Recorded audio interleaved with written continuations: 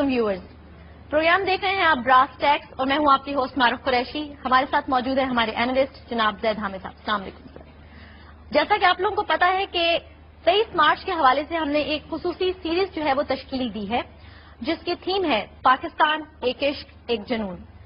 Brass tax کا معروف slogan جو اب تمام نوجوانوں کی زبان پہ ہے.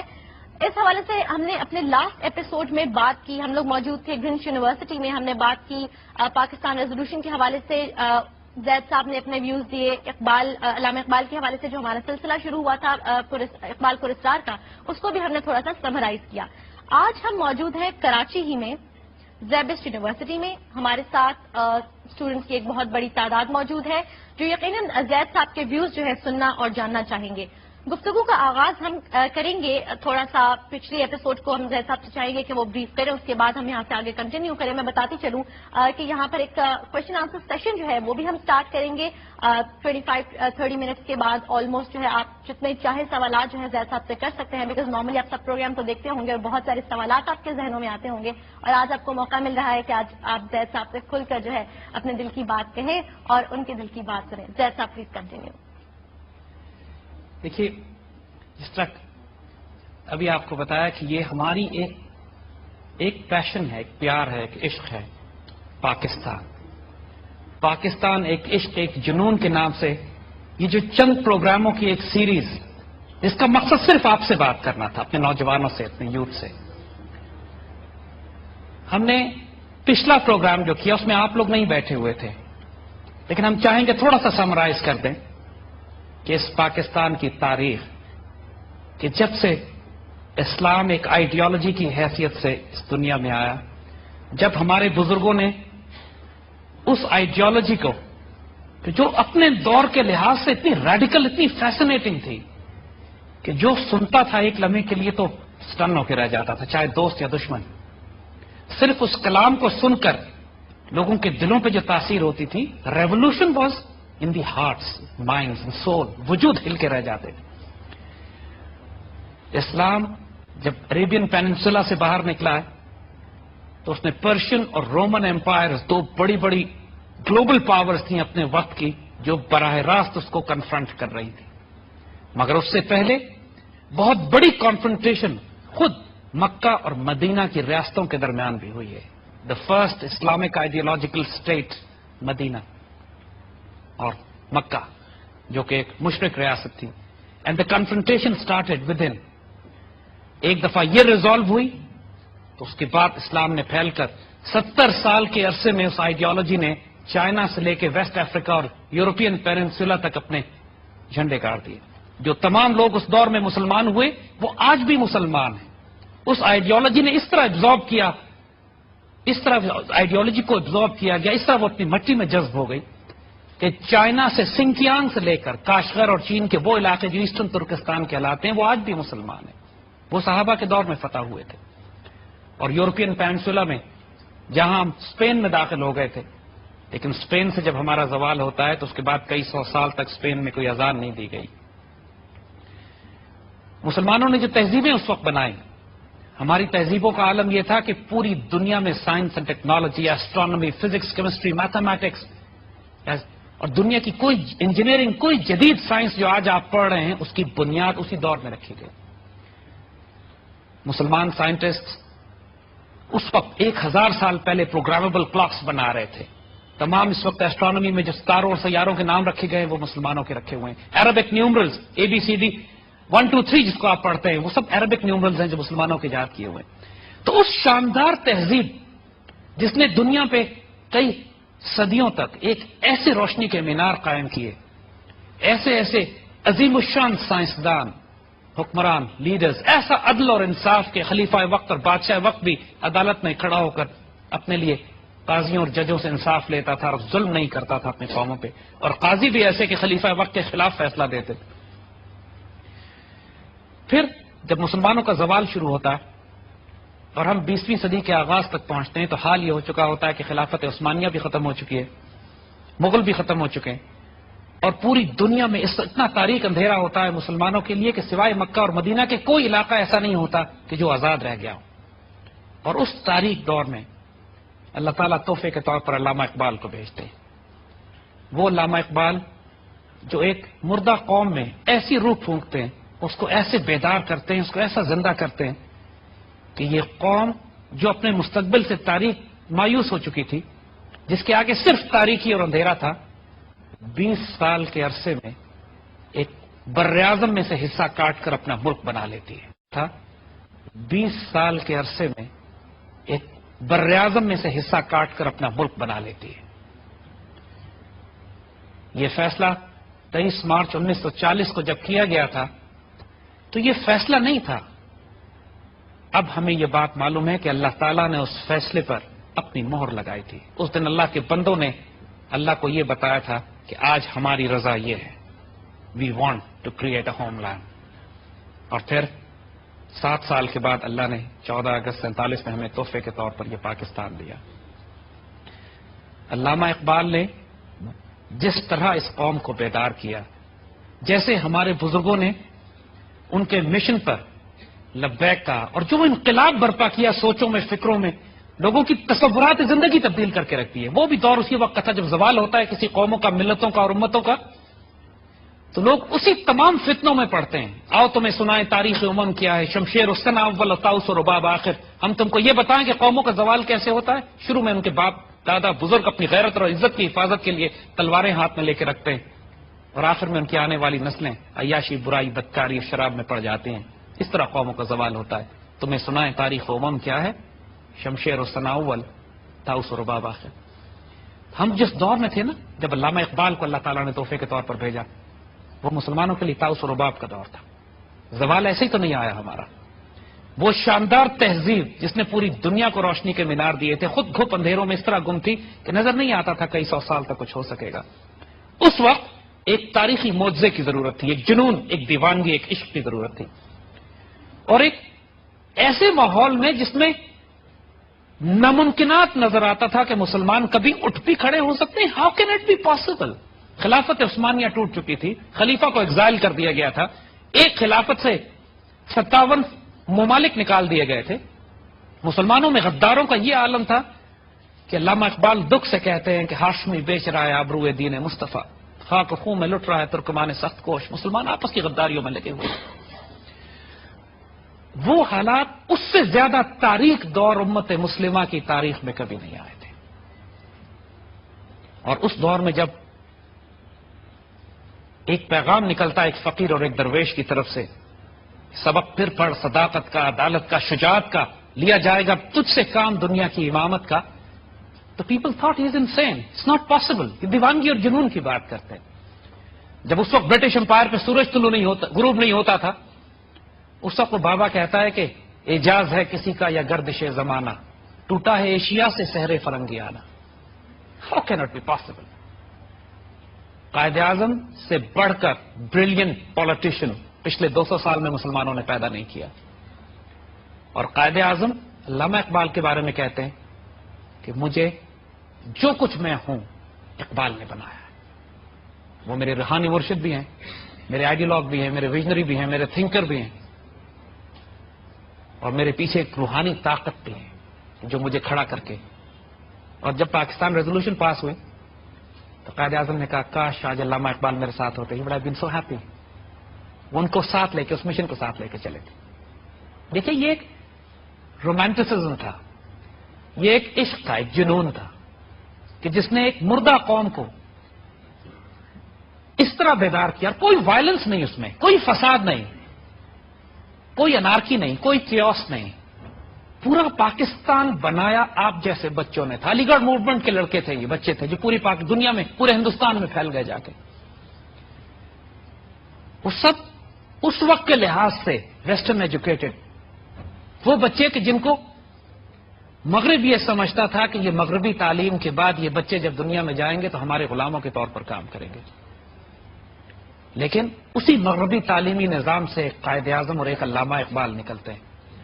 اسی تعلیمی نظام سے وہ تمام نوجوانوں کی ایک کھیپ نکلتی ہے کہ جن کو بقول اقبال یہ یقین کرا دیا جاتا ہے کہ جب تم اپنے اللہ سے ایک تعلق قائم کرتے ہو، جب تم اپنی اسلاف کی اس میراث کو اپنے ہاتھ میں اٹھاتے ہو جو تمہارے بزرگوں نے اس سے پہلے بڑی بڑی سلطنتوں کو لٹ کے رکھ دیا تھا، جن کے لیے ناممکن کا لفظ نہیں تھا. جب تم ان کی اولادوں میں سے ہو تو اب تمہارے لیے بھی ناممکن کا کوئی لفظ نہیں ہے. And you can achieve the impossible. اگر تم سے کہا جائے ستارے توڑ کے لانے تو تم صرف مسکرا کے کہو it can be done, there is nothing impossible for me. یہ کانفیڈنس، یہ فیتھ، یہ بلیف کہ ایک طرف برٹش امپائر ہے جس پہ سورج غروب نہیں ہوتا، اور ایک طرف 10 گنا زیادہ ہندو زائنسٹ فورسز ہیں جو اعلان کر چکی ہے کہ انگریزوں کے جانے کے بعد ہندوستان صرف ہندوؤں کے لیے ہوگا.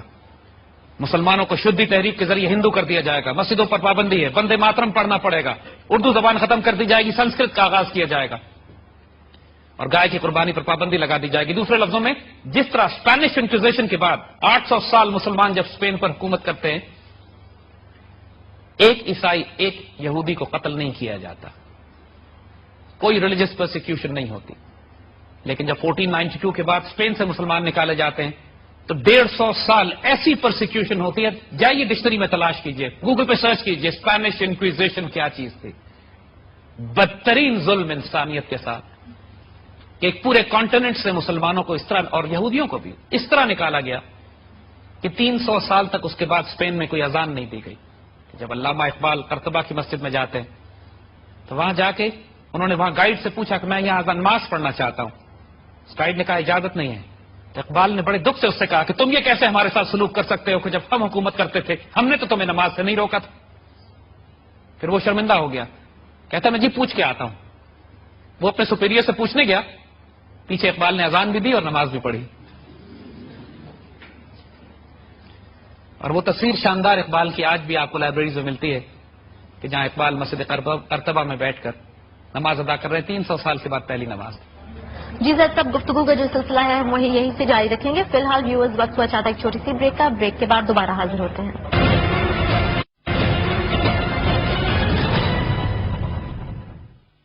Welcome back viewers, you watching brass tacks. ہمارے ساتھ موجود ہیں ہمارے اینالسٹ جناب زید حامد صاحب، جو کہ گفتگو کر رہے ہیں پاکستان ریزولوشن ڈے کے حوالے سے اور اقبال پر اسٹار کے حوالے سے، اور مزید یہاں پر جتنے بھی اسٹوڈنٹس بیٹھے ہیں ان کے سوالات جوابات بھی ہم یہاں سے لیں گے. زید صاحب پلیز کنٹینیو کیجیے. Iqbal, can you even imagine the romanticism of it کہ جب آپ طارق بن زیاد کی فورسز میں ہوں اور you are crossing the Mediterranean, African coast سے نکل کر آپ یورپ میں لینڈنگ کرتے ہو، you have reached new continent, صرف 12,000 کی فوج آپ کے ساتھ ہے، آگے ایک میسو آرمی آپ کا انتظار کر رہی ہے. طارق پیچھے مڑ کر کہتے ہیں کشتیوں کو آگ لگا دو، we are not going back. یہ نارمل لوگ نہیں تھے. Can you even begin to imagine کہ جب خالد بن ولید رومنز کے ساتھ مقابلے کے لیے نکلتے ہیں تو ایک آرمی ان کے سامنے ایسی ہوتی ہے جس میں 60,000 رومنز ہوتے ہیں. ان سے خالد بن ولید ایک بیٹل پلان بناتے ہیں کہ کل میں صرف 30 آدمیوں کے ساتھ ان پر اٹیک کروں گا and I will stop their advance. تو جو اس وقت کے گریٹسٹ مسلم جنرلز تھے اور چھوٹے لوگ نہیں تھے، ابو عبیدہ ابن جراح، زرار، سعد بن ابی وقاص، عمر بن عاص، خالد بن ولید. وار کونسل سیدنا خالد سے کہتی ہے Khalid your battle plan is not correct. 30 آدمیوں کے ساتھ 60,000 ناٹ پاسبل، تھوڑا سا اپنے پلان کو بہتر کریں. خالد کہتے ہیں alright you give me a suggestion. War council کہتی ہے 30 آدمی بہت کم ہے 60,000 کے مقابلے میں، آپ 60 لے جائیں. Those were not from this world. Sultan Muhammad Fatih 1453 میں نوپل کیپچر کرتے ہیں. قسطنطنیہ جس کو کیپچر کرنے کے لیے حضور نے بشارت دے دی تھی کہ جو فوج کیپچر کرے گی وہ فوج بھی جنتی ہے، اس کا امیر بھی جنتی ہے. سلطان محمد فاتح جب اپنے نیول فلیٹ کے ساتھ کانسٹینٹینوپل کے شہر پہ، آج بھی استنبول کا شہر جو ہے، ٹرکی میں جائیے استنبول کا شہر دیکھیے، one of the most beautiful cities in the Muslim world, most mesmerising. حضرت ابو ایوب انصاری کے مزار استنبول میں موجود ہے جو حضور کے میزبان تھے مدینے میں، جن کے گھر کے باہر اونٹنی رک گئی تھی حضور کی جا کے. And he is buried in Istanbul. Why? اس لیے کہ حضور نے بشارت دی تھی کہ جو فوج استنبول کیپچر کرے گی وہ جنتی ہوگی. اور مسلمان ویو آفٹر ویو جا کر استنبول کیپچر کرنے کی کوشش کرتے رہے. یہ نصیب سلطان فاتح کا تھا. جب سلطان فاتح سے کہا کہ سمندر کے آگے چینز لگی ہوئی ہیں اور آپ جا کے کیپچر نہیں کر سکتے، تو اس نے کیا جواب دیا؟ انہوں نے میرا سمندر کا راستہ روک دیا، میرا نیول فلیٹ کانسٹینٹینوپل کے قریب نہیں جا سکتا سمندر کے راستے، آئی ڈونٹ کیئر، میں بحری جہازوں کو خشکی کے راستے گزار کے لے جاؤں گا. Can you even begin to imagine what he did? بحری جہاز خشکی پہ چڑھا دیے اور 7 میل خشکی پہ گھسیٹنے کے بعد اگلے دن کانسٹینٹینوپل کی دیواروں کے باہر کھڑا اٹیک لانچ کر رہا تھا. Those are not from this world. حضرت سعد بن ابی وقاص کی آرمیز جب ایران کیپچر کرنے کے لیے جاتی ہیں تو آگے ایک طوفانی دریا ہوتا ہے جس میں ممکن نہیں ہوتا کہ کوئی فوج اس دریا کو پار کر سکے. پہلی طرف پرشین فورسز ہوتے ہیں and Persians are very happy. مسلمان کراس نہیں کر سکتے اس دریا کو. سیدنا سعد اپنی فوجوں کی طرف دیکھتے ہیں and they all look at their commander in chief and say آپ کا جو حکم. And commander in chief says we are going in the river. مگر اس سے پہلے کیا کرتے ہیں؟ This is the stunning part. دریا کو حکم دیتے ہیں ہم اللہ کے رسول کی فوج ہے، ہمارا نقصان نہیں ہونا چاہیے. This is the faith they had. Even nature observe their orders. فطرت ان کی بات سنتی تھی. دریا ان سے خوف کھاتے تھے، پہاڑ سے مٹ جاتے تھے. اور یہ ہے وہ راز جو اقبال نے اپنے مشہور شعر میں کہا ہے، یہ غازی یہ تیرے پراسرار بندے جنہیں تو نے بخشا ہے ذوق خدائی. پراسرار لوگ تھے وہ، mysterious people. This is what Iqbal did. This was his magic.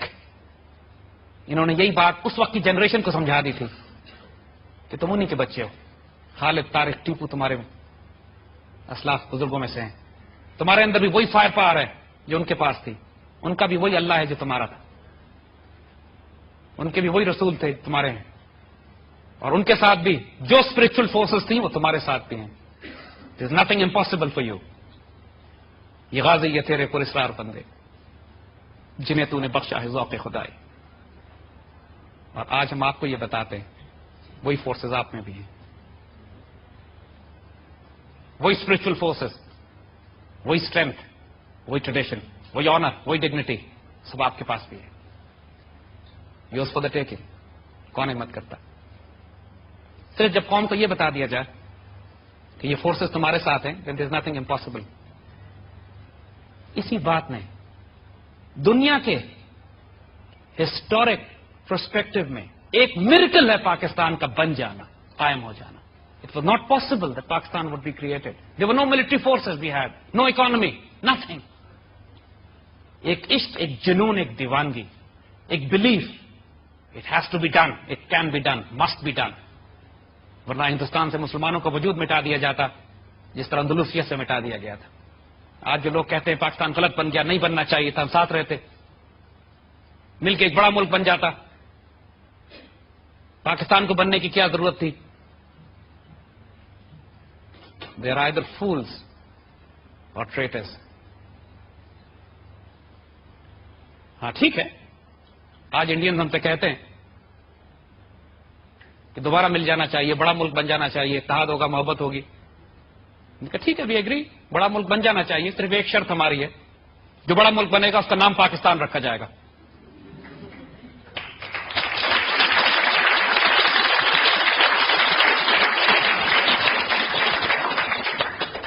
At that time جب قائد اعظم نے یہ کہا تھا نا کہ مجھے اگر ایک ماچس کے ڈبے پہ بھی پاکستان مل جائے تو میں لے لوں گا، اس لیے کہ geography does not matter. What matters is the ideology. Quaid-e-Azam نے یہ بھی کہا تھا کہ پاکستان اس وقت بن گیا تھا جب ہندوستان میں پہلا ہندو مسلمان ہوا تھا.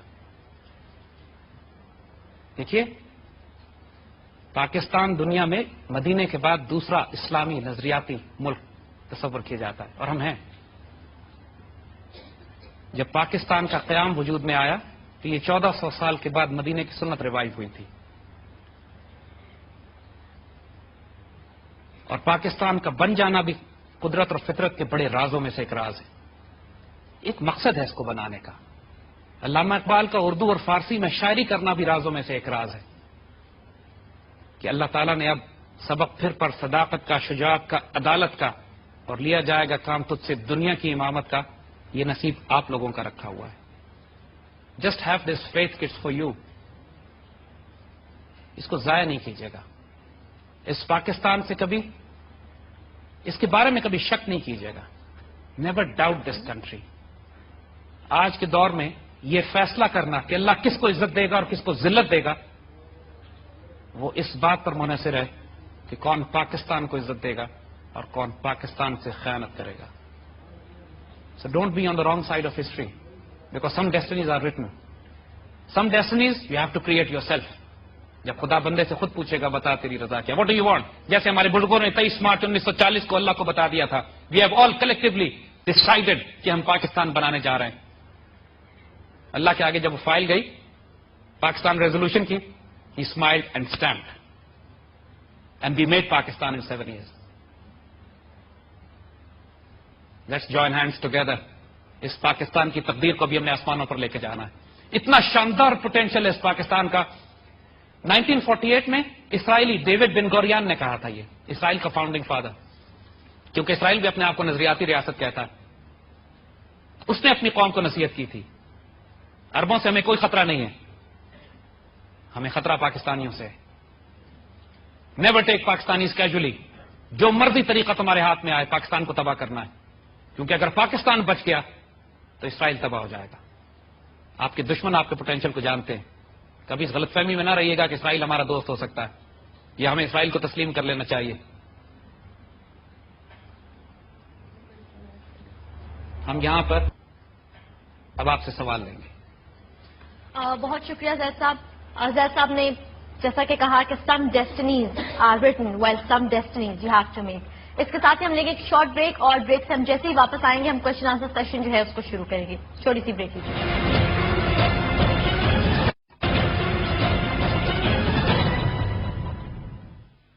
Welcome back viewers, you watching program brass tacks, میں ہوں آپ کی ہوسٹ معروف قریشی. بریک پہ جانے سے پہلے زید صاحب نے اپنی بریف ڈسکشن جو ہے وہ تھوڑی سی انہوں نے کر دی ہے. اب پاری ہے کہ ہم یہ جو ہمارے آڈینس پریزنٹ ہے, جتنے بھی ہماری نوجوان نسل اس وقت ہمارے ساتھ موجود ہے, ان کی جانب سے ہم سوالات لیں گے زید صاحب کے لیے. جی پلیز. جتنی اسٹڈیز کی ہیں اپنی, اس میں ہم لوگوں کو یہی بتایا جاتا ہے 1940 سے 1947 تک پاکستان 7 سال میں بن گیا. یہ بہت بڑی ایک اچیومنٹ ہے, اور علامہ اقبال صاحب کا بہت بڑا کنٹریبیوشن ہے پاکستان بنانے میں. مجھے صرف یہ ابھی تک ایک سوال میرے ذہن میں گھومتا رہا ہے کہ وہ کیا چیز تھی جسے 7 سال کے مختصر عرصے میں تو پاکستان بنا دیا, لیکن پاکستان بننے کے 1, 2, 3 سال بعد ہم میں وہ چیز اتنی زیادہ کم ہو گئی کہ تقریباً ختم ہو گئی کہ پاکستان کا جس نظریاتی ملک کی ہم نے بات کی تھی, جس نظریاتی ملک کی اقبال کی سوچ تھی جو نظر, وہ ہم پاکستان کو نہیں بنا سکے. آپ کا یہ سوال ہے. Thank you very much. Very interesting question دو. بیٹا بہت لاجیکل سوال ہے آپ کا کہ جس عشق اور جس جنون کے ساتھ ہم نے پاکستان بنایا, 40 لاکھ مسلمانوں نے اپنا خون دیا, ہماری 2.5 لاکھ بہنیں بیٹیاں پیچھے چھوڑا ہے ہم, اس کے بعد کیا ہو گیا؟ دیکھیے یہ بڑی تکلیف دہ اسپیکٹس ہیں. قوموں کو قیادتیں روز نہیں ملتی ہیں, اور ایک قیادت تیار کرنا بھی کئی نسلوں کا کام ہو جاتا ہے. علامہ اقبال ایک تحفے کے طور پر بھیجے گئے, اور علامہ اقبال نے اس پورے ہندوستان سے ایک وجود تیار کیا, قائد اعظم. قائد اعظم بھی 1931 میں تھک کے چلے گئے تھے کہ اب کچھ نہیں ہو سکتا. 31 میں every thing was so black, so dark. علامہ اقبال صرف مسکرائے ان کے پیچھے, یار جو تقدیر لکھی ہوئی ہے تم کہاں بھاگے جا رہے ہو. گول میں اس کانفرنس میں لندن گئے, جناح کو واپس لائے, اور جناح کو محمد بن اور جناح کو قائد اعظم بنا دیا. اور پھر 1935 کے جب الیکشنز ہوئے تو اس میں مسلم لیگ واز راؤٹ, ختم ہو کے رہ گئی 35 کے الیکشنز میں. لیکن 35 سے 39 کے درمیان جب کانگریس کی حکومت بنی, اور جس میں وہ ظلم ہوئے جو آپ کو ہم بتا چکے ہیں ابھی, تو 1939 تک مسلمانوں کے ہوش اڑ گئے, ہوش و حواس لٹرلی ٹھکانے آ گئے کہ اگر کانگریس کی حکومت میں یہ حال ہے کہ جب انگریز موجود ہیں, تو جب پیور کانگریس حکومت ہوگی اور انگریز چلے جائیں گے تو پھر ہمارا کیا حشر ہوگا. تو 1939 میں جب ان کی حکومت تباہ ہوتی ہے تو قائد اعظم نے حکم دیا کہ ڈے آف ڈیلیورنس منایا جائے, یوم نجات, کہ شکر دفع ہوئے یہ سارے. لیکن اس کے بعد پینک تھا مسلمانوں میں, اور یہ پینک اللہ نے وہی بات, جو تقدیریں لکھی جاتی ہیں پھر اللہ اس کے لیے ماحول تیار کرتا ہے. تقدیر یہ اللہ نے لکھ دی تھی کہ پاکستان نے بننا ہے.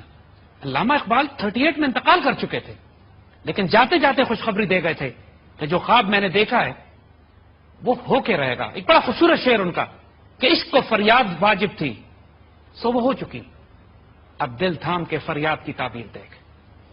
آنے والے دور کی بشارت دے گئے تھے کہ پاکستان بننے والا ہے.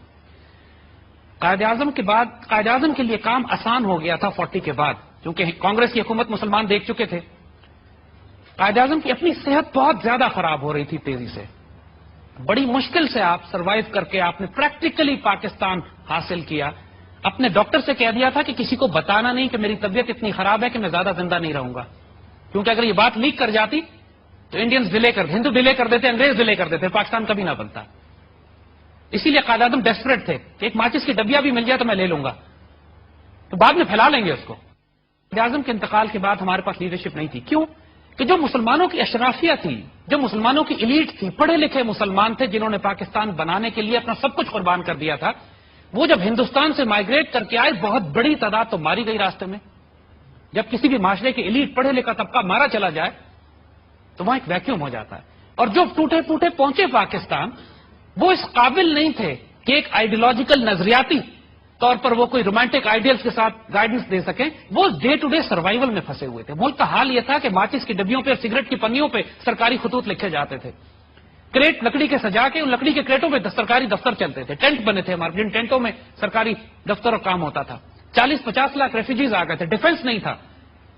اس ملک کے بارے میں رائے دنیا کی یہ تھی کہ 3 مہینے 6 مہینے سے زیادہ نہیں چلے گا. اس ڈیسپریٹ سچویشن میں ہمارے جو ایلڈرز تھے وہ صرف ڈیلی ایڈمنسٹریشن میں لگ گئے. گو کہ کچھ ہمارے اسکالرز نے کوشش کی کہ وہ آئیڈیولوجیکل ڈائریکشن ٹھیک رہے. جب آبجیکٹو ریزولوشن پاس کیا گیا اور یہ کہا گیا کہ اس ملک میں جو بھی نظام قائم ہوگا وہ قرآن و سنت کے مطابق قائم کیا جائے گا. لیکن پھر وہی بات کہ جو لوگ اوپر آئے، جن کے ہاتھ میں اختیار اور طاقت تھی، وہ نظریاتی لوگ نہیں تھے. ان کے ہاتھ میں اختیار اور اقتدار آ گیا. جب آئیڈیالوجی کمزور ہوتی ہے تو قوموں کا زوال ہوتا ہے. جغرافیہ کی کمی بیشی سے کوئی فرق نہیں پڑتا. جب پاکستان نہیں بنا تھا اس وقت بھی ہم ایک قوم تھے. 2 نیشن تھیوری پہ پاکستان بنا ہے نا. لیکن جب پاکستان بن گیا اور ہماری وہ آئیڈیالوجی کمزور ہو گئی، کیونکہ ہمارے بڑے اور ایلڈرز مصروف ہو گئے ایڈمنسٹریشن میں، اور وہ رومانٹک آئیڈیل جس پہ ہم نے پاکستان بنایا تھا وہ کمزور ہو گیا. پھر ہمیں 71 کی مار پڑی. بڑی سخت تکلیف سے چوٹ تھی ہمارے لیے. لیکن 71 سے لے کر آج تک ہماری جیوگرافی اپنی جگہ پر ہے، اور اللہ کے فضل سے اس جیوگرافی کو اب چھوٹا نہیں ہونا، یہ بڑھے گی. فکر نہ کرو، کوئی پاکستان نہیں ٹوٹ رہا. اللہ کا احسان ہے. پرابلمز ہیں، مشکلیں ہیں، اور ان ساروں کا علاج ایک ہی ہے کہ اپنی آئیڈیالوجی کو ریوائیو کرو. اللہ سے وہ اپنے کیے ہوئے وعدے جو تھے، جو ہمارے بڑوں نے کیے تھے. آپ لوگوں کو پاکستان بنانے کی تکلیف نہیں اٹھانی پڑی ہے. آپ لوگوں کو ہجرت نہیں کرنی پڑی. آپ لوگ بھوکے نہیں سوتے. آپ لوگ ٹینٹوں میں نہیں رہے ہو. آپ لوگوں نے قربانیاں اور سیکریفائسز نہیں دیکھی ہیں ابھی تک. مگر یہ آپ کی ذمہ داری ہے اب کہ اس وقت کو، اس رحمتوں اور نعمتوں کو، اس آزادی کو جو اللہ نے آپ کو دیا ہے، اس جھنڈے کو نیچے نہیں گرنے دینا. اس کو اٹھانا آپ پر واجب ہے، ورنہ بہت بڑی خیانت کرو گے اس امت کے ساتھ. کیونکہ اللہ اس کے رسول کی نظر پاکستان پر ہے اور پاکستان کی نگاہ آپ لوگوں پر ہے. اپنی ذمہ داریوں کو سمجھنا. اللہ نے آپ کے پیٹ بھرے، آپ کو عزت اور آبرو دی ہے. بھوکے نہیں سوتے ہو، گھروں پہ چھتیں ہیں، ماشاءاللہ دنیا جہان کی عافیت ہے. آپ اس ملک کے اشرافیہ میں سے ہو، ایلیٹ. یہ آپ کی ذمہ داری ہے کہ اب اس ملک کو آگے لے کے چلو. وقت ضائع ہوا ہے، کوئی بات نہیں، ہم روئیں گے نہیں. But we'll make this flag, we'll raise this flag once again higher and higher انشاءاللہ. And so it is destined. Just be part of it. Question answer کا سیشن جو ہے وہ ہم جاری رکھیں گے، لیکن فی الحال وقت ہوا چاہتا ہے ایک چھوٹی سی بریک کا. بریک کے بعد جیسے ہی دوبارہ حاضر ہوتے ہیں ہم یہیں سے اپنے سلسلے کا آغاز کریں گے.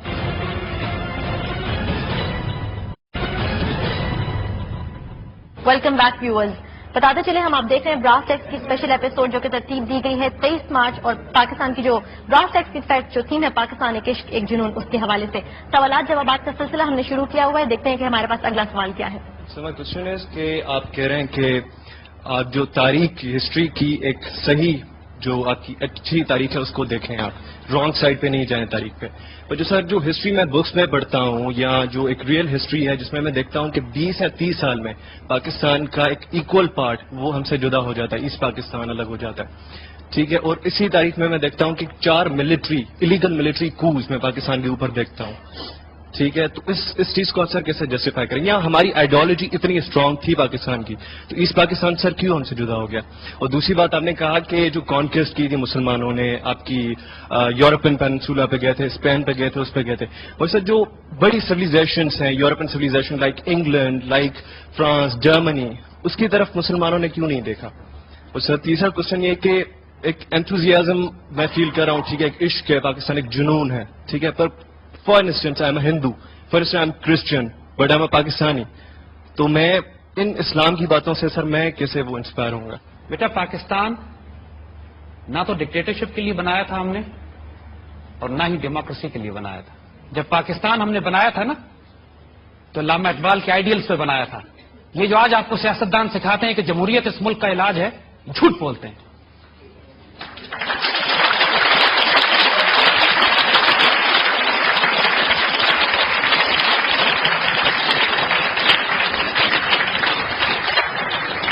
ان میں سے کوئی بھی علامہ اقبال سے بڑا دانشور نہیں ہے.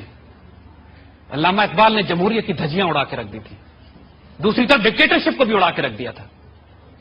ہم کافر نہیں ہیں بچے, ہمارے پاس اپنا دین موجود ہے, اور ہمارے دین میں ایک نیا نظام حکومت ہے جس کو اقبال نے اسپرچل ڈیموکریسی کہا تھا یا بیناولنٹ ڈکٹیٹرشپ کہا ہے. ہمارے یہاں ویسا عدل ہوتا ہے کہ سیدنا عمر سے بھی ایک بڑھیا پوچھ سکتی ہے کہ عمر آپ 2 چادریں کہاں سے لائیں. اور ہمارے یہاں ایسے ڈکٹیٹرز ہوتے ہیں صلاح الدین ایوبی کی طرح کہ جو پورے ملکوں کو فتح کر کے معاف کر دیتے ہیں ان کے دشمنوں کو, اور وہاں کی عیسائی عورت کا بچہ گم جائے تو سلطان صلاح الدین آنسوؤں سے روتا ہے. اس سے بہتر کوئی مثال انصاف کی کائنات میں کوئی پیش کر سکے. تو ہماری سب سے بڑی دقت یہ ہوئی کہ ہم نے جس آئیڈیالوجی پر پاکستان بنایا تھا اس کو ہم گما بیٹھے تھے. اس لیے فساد ہیں, ڈیموکریسی بھی فساد ہے, ڈکٹیٹرشپ بھی فساد ہے. قائد اعظم نے جب آخری تقریر کی ہے کراچی میں اسٹیٹ بینک کے افتتاح کے موقع کے اوپر, قائد اعظم نے کہا, جن کو دنیا سیکولر کہتی ہے, قائد اعظم نے کہا ہے کہ مغرب کا اکنامک ماڈل جس کی بنیاد بینکنگ سسٹم کے اوپر ہے, اس نے دنیا کو تباہی کے دہانے پر کھڑا کر دیا, دنیا کو تباہ برباد کر کے رکھ دیا. اور اس دنیا کی فلاح اس میں ہے کہ اسلام کے معاشی نظام کی طرف جائے, ورنہ انسانیت تباہ ہو کے رہ جائے گی. اسلام کا معاشی نظام جس کی بنیاد بیت المال کے اوپر ہے, بینکنگ پہ نہیں. اسی طرح ہم کو ایک نیا آرڈر چاہیے, نیا آئیڈیالوجیکل آرڈر, وہ جو ہم بھول بیٹھے, جو ہم گما بیٹھے تھے, جو ہم نے وعدہ کیا تھا اللہ سے جس کا. اس ملک پر عدل کی ضرورت ہے, انصاف, محبت, پیار, ایسی محبت, ایسا حکمران جس کو نگاہ بلند ہو, سخن دل نواز ہو, جاں پر سوز ہو, چاہے وہ جمہوری طریقے سے آئے یا فوجی ہو, اس سے کوئی فرق نہیں پڑتا. جب تک وہ اللہ اس کے رسول کا حکم قائم کرے, انصاف قائم کرے, عدل قائم کرے, آپ کی عزت اور آبرو اور غیرت کی حفاظت کرے, اور آپ کے دشمنوں کے سامنے چٹان بن کے کھڑا ہو کے آپ سکون سے اپنے گھروں میں آرام سے رہ سکے. کسی قرآن میں نہیں لکھا کہ اس ڈیموکریسی کے ذریعے اللہ کا دین نافذ کیا جائے گا. پہلی بات, جس وقت مسلمانوں نے اعلیٰ ترین تہذیب بنائی دنیا میں, جس وقت اسپین میں ایک ایک گلی پہ رات کے وقت چراغاں کیا جاتا تھا, سوشل ویلفیئر اسٹیٹ تھی, جسٹس تھا, عدل تھا, انصاف تھا, یہودیوں اور عیسائیوں کو اتنی پناہ ملتی تھی کہ دنیا میں انہیں کہیں پناہ نہیں تھی. پوری عیسائی دنیا میں یہودیوں کو پرسیکیوٹ کیا جاتا تھا, مسلمانوں کے یہاں یہ پناہ حاصل کیا کرتے تھے. ہماری تاریخ اس بات کی گواہ ہے, جب اسپین سے نکالا گیا مسلمانوں کو اور یہودیوں کو اسپینش انکویزیشن کے بعد, تو یہودی خلافت عثمانیہ میں آ کے پناہ لیا کرتے تھے. اور دوسری بات, وہ تمام ٹیکنالوجی اور سائنسز جو ہمارے پاس تھی وہ تو یورپ آیا کرتا تھا, مڈل ایسٹ میں, بغداد میں, دمشق میں اور اندلسیہ میں پڑھنے کے لیے. اور وہ حال لٹرلی یہ تھا, پورا یورپ ڈارک ایجز میں تھا. وہاں پلیگ کی وجہ سے, غلاظت کی وجہ سے لنڈن اور پیرس اور فرانس میں آپ گاڑی گلیوں میں گدھا گاڑی, گھوڑا گاڑی نہیں چلا سکتے تھے, انسانوں کو زندہ جلاتے تھے وہ جادوگر ڈکلیئر کر کے. لٹرلی وہ سٹون ایج میں تھے جب ہم لوگ اس وقت کے لحاظ سے چاند پہ پہنچے ہوئے تھے. ایک بات ہم آپ کو بتائیں, برنارڈ شاہ سے کسی نے کہا تھا یہ کہ اگر مسلمان اسپین سے نہ نکالے جاتے تو کیا ہوتا. آئی ایزیوم یہ برنارڈ شاہ کا اسٹیٹمنٹ ہے, but needs to verify this, but still one of the western philosopher who said, پوچھا گیا کہ اگر مسلمان اسپین سے نہ نکالے جاتے تو کیا ہوتا. کہتے کچھ نہ ہوتا, انسان چاند پر 100 سال پہلے پہنچ جاتا. یہ تھی ہماری تہذیب. ہم یورپ کے پاس کیا لینے جاتے, کیا تھا ان کے پاس کہ ہم ان کے پاس جاتے. جب وہ ہمارے پاس آئیں اور ہماری حکومتیں جب بنی ہیں, خلافت عثمانیہ کے کئی سو سال, اسپین کے 800, مغلوں کے 1000 سال اسلام میں, آپ یہ دیکھ لیجئے کہ ہمارا رویہ ان اپنی اقلیتوں کے ساتھ کیا رہا ہے. ایک بھی ہندو مسلم فساد تلوار کے زور پہ کسی ایک ہندو کو کبھی تاریخ میں پرسیکیوٹ کر کے مسلمان کیا گیا ہو. ترکوں کی 400-600 سال کی خلافت عثمانیہ میں کبھی کسی ایک نان مسلم کو مجبور کیا گیا ہو کہ اپنا دین ترک کرے. کوئی ایک مثال کائنات میں خلافت عثمانیہ اور اندلسیہ کی؟ دیکھیے ہمارا کردار واضح ہے، ہم ثابت کر چکے ہیں، ہمیں کچھ پروف کرنے کی ضرورت نہیں ہے کہ جب مسلمان حکمران بنتے ہیں تو ہم درگزر کرتے ہیں، معافی دیتے ہیں، ہم بڑے دل کے لوگ ہوتے ہیں. لیکن ہم ہر تہذیب کی مثال آپ کو دے دیتے ہیں. جب اسپین میں عیسائیوں کا قبضہ ہوا تو مسلمانوں کا وجود مٹا دیا گیا. جب صلیبی فوجوں نے بیت المقدس شریف پہ قبضہ کیا 1.5 لاکھ مسلمانوں کو 24 گھنٹے کے اندر ذبح کیا گیا، اتنا کہ مسلمانوں کا خون گھوڑوں کے گھٹنوں تک پہنچا تھا. اور جب 90 سال کے بعد سلطان صلاح الدین ایوبی نے بیت المقدس شریف فتح کیا تو ایک عیسائی حتیٰ کہ ان کے سولجرز اور نائٹس تک کو معاف کر دیا گیا. مارکیٹ میں ایک فلم ہے ہالی ووڈ کی بنائی ہوئی، کنگڈم آف ہیون، جائیے دوبارہ دیکھ لیجیے گا اس کو. ہماری تاریخ یہ کہتی ہے. اور جب انہوں نے قبضہ کیا تو کیا کیا؟ ہم نے 1000 سال حکومت کی، ان کو کبھی نہیں ہٹایا. کانگریس کو 4 سال کے لیے حکومت ملی، آپے سے باہر ہو گئے گھٹیا لوگ.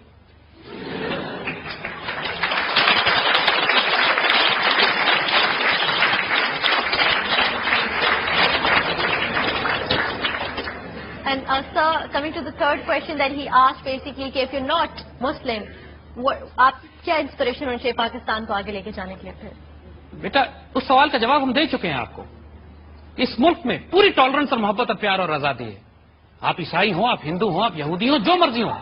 اگر آپ پاکستان کی ریاست کے ساتھ خیانت نہیں کر رہے ہیں، آپ ہمارے بھائی ہیں، اس ملک میں رہیں گے. کیا ہمارے بزرگوں نے پہلے یہ مثالیں نہیں دی؟ یہ کیوں سوچا جاتا ہے کہ شریعت اور اسلام کا مقصد یہ ہوگا کہ یہاں پہ تمام غیر مسلموں کو ذبح کر دیا جائے گا؟ We have never done this. This will never happen in future. Islamic state ایک عدل، محبت اور پیار کی ریاست ہوتی ہے. اگین وہی بات، ہمیں ثابت کرنے کی ضرورت نہیں ہے، ہماری 1400 سال کی تاریخ گواہ اس بات پہ. کوشچن آنسر کا سیشن جو ہے وہ ہم جاری رکھیں گے، لیکن فی الحال وقت ہوا چاہتا ہے ایک چھوٹی سی بریک کا. بریک کے بعد جیسے ہی دوبارہ حاضر ہوتے ہیں ہم یہیں سے اپنے سلسلے کا آغاز کریں گے.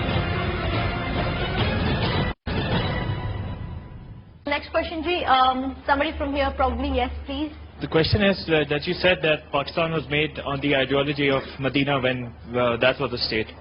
But where did that ideology go wrong?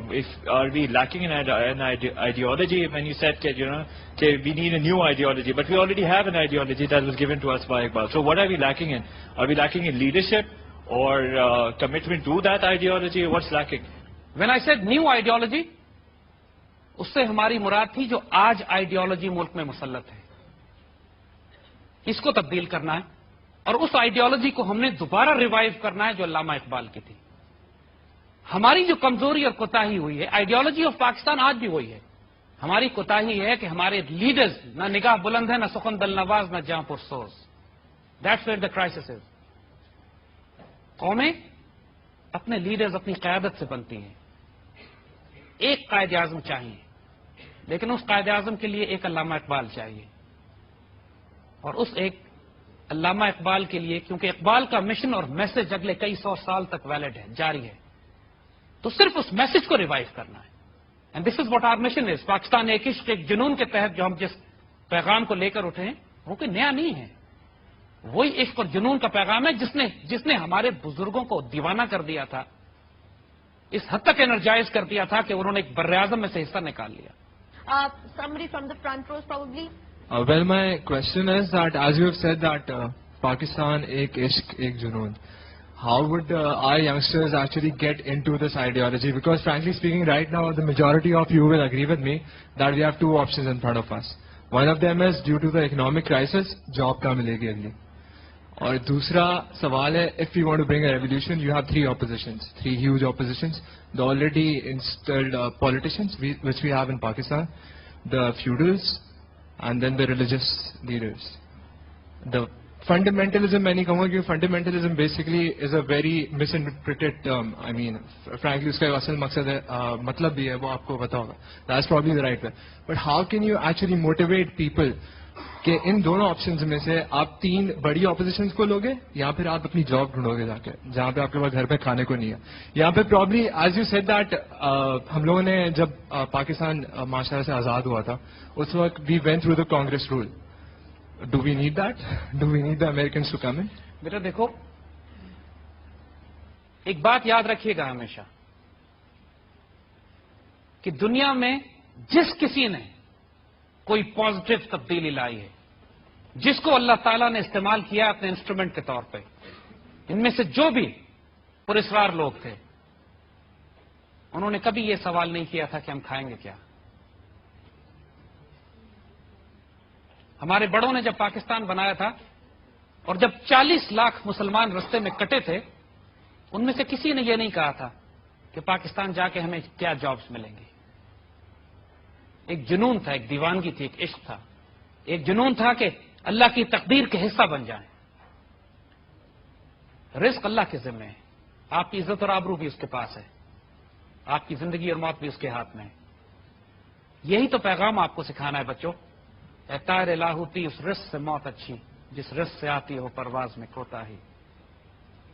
طائر لاہوتی کا مطلب ہے کہ آپ لوگ ایک اسپرچل سپر نیچرل ڈائمینشنز کے برڈز ہو، ایسے پرندے ہو کہ جو جبریل اور میکائیل اور ملائکہ کے ساتھ پرواز کرتے ہو. اپنے آپ کو کمزور نہیں سمجھنا.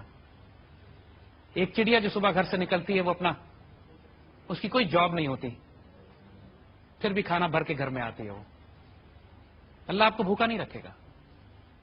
آپ اللہ کے دین کے لیے، اس پاکستان کے لیے اپنا سب کچھ قربان کر دو. اگر کوئی نقصان اٹھانا بھی پڑا تو کیا فرق پڑتا ہے؟ ہر چیز پروفٹ اینڈ لاس کی کیلکولیشن میں تو نہیں ہوتی. اقبال نے جو بڑا خوبصورت اس پہ شعر کہا ہے کہ برتر از اندیش ہے سود و ضیاء ہے زندگی، ہے کبھی جاں اور کبھی تسلیم جاں زندگی. زندگی کی حقیقت پروفٹ اینڈ لاس کیلکولیشن سے بہت زیادہ ہوتی ہے. یہ کوئی بزنس ٹرانزیکشن نہیں ہوتی. کبھی زندہ رہنا پڑتا ہے اللہ کے دین کے لیے، کبھی اپنے آپ کو قربان کرنا پڑتا ہے. تیرے آزاد بندوں کی، یاد رکھیے گا، اگر آزادی چاہتے ہیں اور آزادی قائم رکھنا چاہتے ہیں، تیرے آزاد بندوں کی نہ یہ دنیا نہ وہ دنیا. یہاں مرنے کی پابندی، وہاں جینے کی پابندی. اللہ کے آزاد بندے شیروں دلیروں کی طرح رہتے ہیں اور شیروں دلیروں کی طرح جان دیتے ہیں. وہ یہ نہیں سوچتے کہ ہماری جاب کا کیا ہوگا.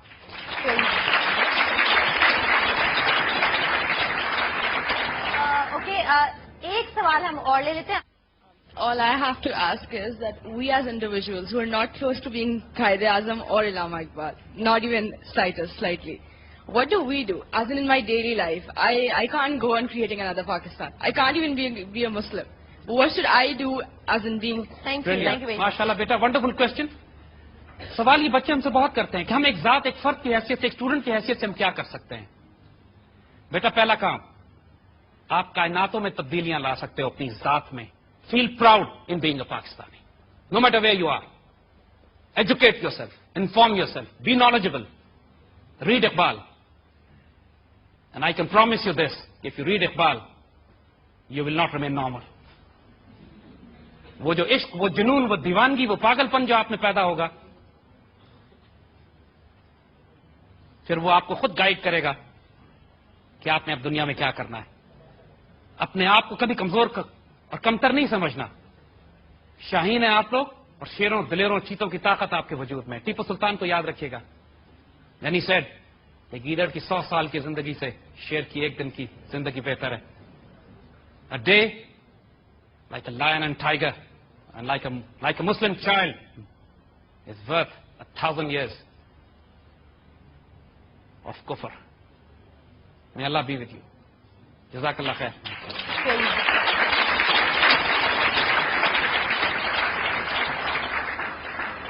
And just as Iqbal said, ہر فرد ہے ملت کے مقدر کا ستارہ. سو آئی ہوپ کہ آپ اپنے اینڈ پہ، جتنی بھی نوجوان نسل ہے وہ کوشش کرے گی کہ کچھ نہ کچھ اس ملک کے لیے ہم بھی اپنے اینڈ پہ کنٹریبیوٹ کر سکیں. Thank you all for your presence. Viewers, اس کے ساتھ ہی ہمارے آج کے پروگرام کا وقت جو ہے وہ ختم ہوا چاہتا ہے. آئی ہوپ کہ آپ لوگوں نے براس ٹیکس کی اس ایپیسوڈ کو ہماری تمام ایپیسوڈز کی طرح کافی غور و فکر سے سنا ہوگا. براس ٹیکس کا یہ سلسلہ ابھی جاری ہے، جس میں ہم مزید یونیورسٹیز کا وزٹ کریں گے. Since we have flown all the way from Islamabad to Karachi, ہم دیکھیں گے کہ یہاں پر نوجوان نسل زید صاحب سے کیا سوالات کرنا چاہتی ہے. کسی اگلے ایپیسوڈ میں دوبارہ حاضر ہوں گے آپ کے سامنے براس ٹیکس کی پاکستان ایک عشق ایک جنون کی 3rd ایپیسوڈ کے ساتھ. تب تک کے لیے اجازت دیجیے گا. اللہ حافظ.